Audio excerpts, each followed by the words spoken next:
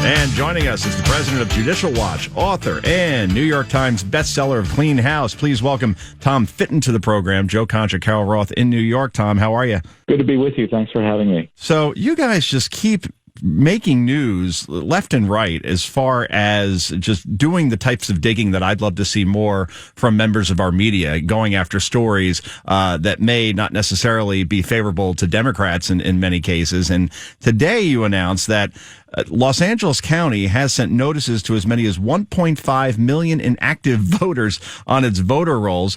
This mailing is a step towards removing the names of voters who have moved, died, or otherwise ineligible to vote. 1.5 million. I mean, that is a massive number, Tom. It is. In California generally, and LA County specifically, and this case hasn't really cleaned up its rolls in 20 years. So it's going to take time to get through all those names. We sued in federal court to get these rolls cleaned up because federal law requires states to take reasonable steps to clean up the rolls. And we found nationally there are about maybe 3.5 million names on the rolls who shouldn't be there. And in places like LA County, they have more names on the rolls than are actually living there and eligible to vote. Wow. That's a pretty good indication they're not taking reasonable steps to clean up the rolls. So long story short is they settled the case with us, so both Los Angeles County and the state of California. So this problem is going to be cut in half nationally as a result of this really modest step, but massive step in terms of cleaner elections that LA County is taking thanks to our lawsuit. That's tremendous. I'm from Illinois, where the slogan is vote early and vote often. And it's interesting, when my father passed away, one of the first things that we did was we called the county and we told him that he had passed and said, we'd like to remove him. And they said, okay, what'd you say his name was? Okay, great, thanks. And it was very clear from the phone call they didn't take down his name. They didn't take down any information. And he's clearly still on the roll and probably still voting because it's Illinois. Does this surprise you at all, Tom?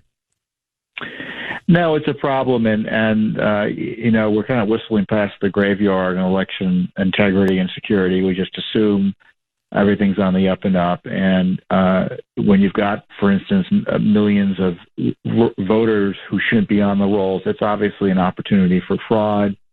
There have been other analyses done showing that aliens may be voting in numbers large enough, frankly, just one vote is large enough, to change the outcome of elections. Remember, foreign nationals, both legal and otherwise, aren't supposed to be voting in federal elections. And, it's a numbers game, but you've got tens of millions of them here in the United States. A certain percentage are going to register to vote, and a percentage of them are going to vote. So, we just have to really focus on election integrity. And the left, for rather obvious reasons, hates the idea of election integrity because, in my view, they want to be able to steal elections if necessary. They don't like the idea of cleaning up rolls. They don't like voter ID. They don't like the new rule that ought to be in place, which is citizenship verification.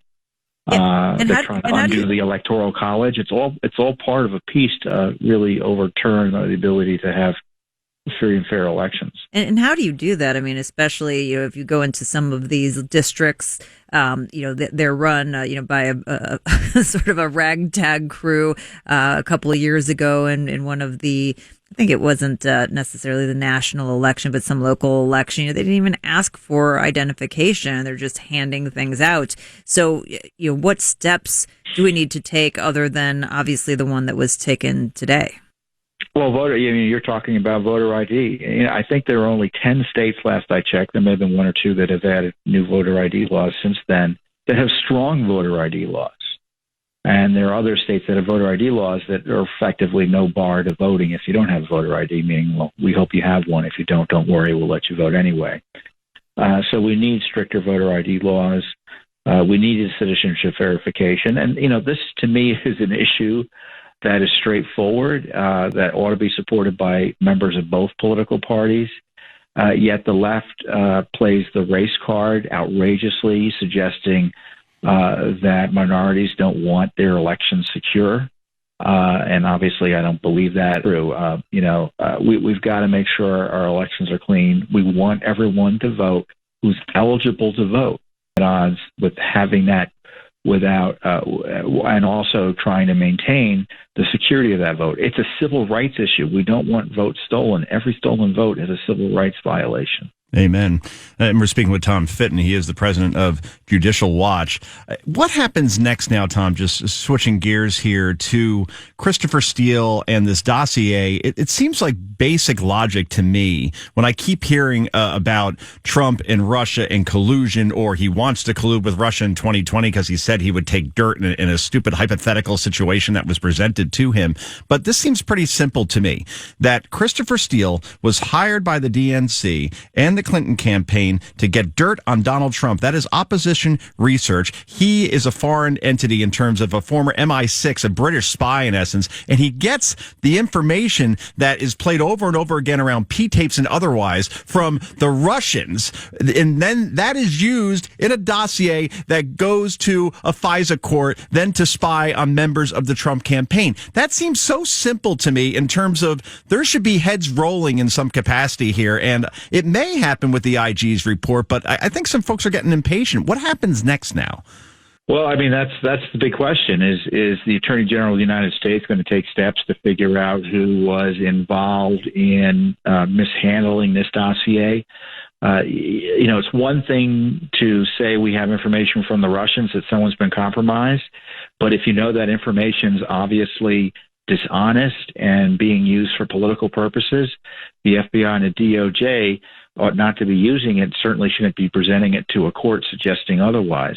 We just have documents showing that come out showing that Steele wasn't only the DOJ and the FBI that was using Steele's material, it was also being funneled through the State Department, working in league with the House leadership, specifically Steny Hoyer's office.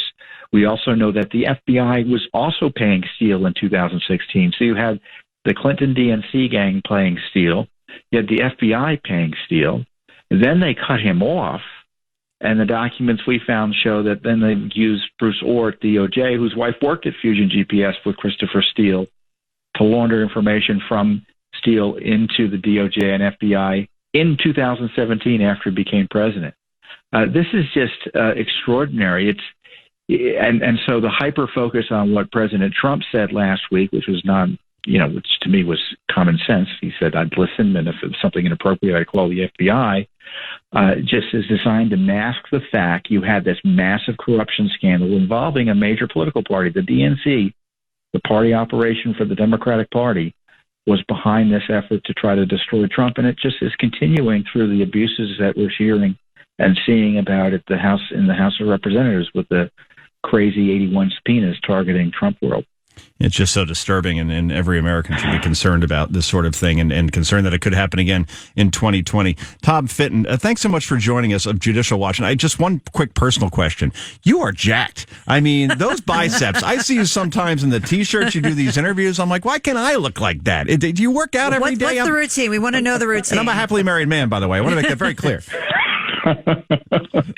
Exercise is good for you. That's all I can say. All right. See, I notice these things, Carol. I'm very envious. That's a quick routine. I do a lot of exercise. If my arms don't look like that, you keep it cryptic. That makes it more mysterious. That's a good thing.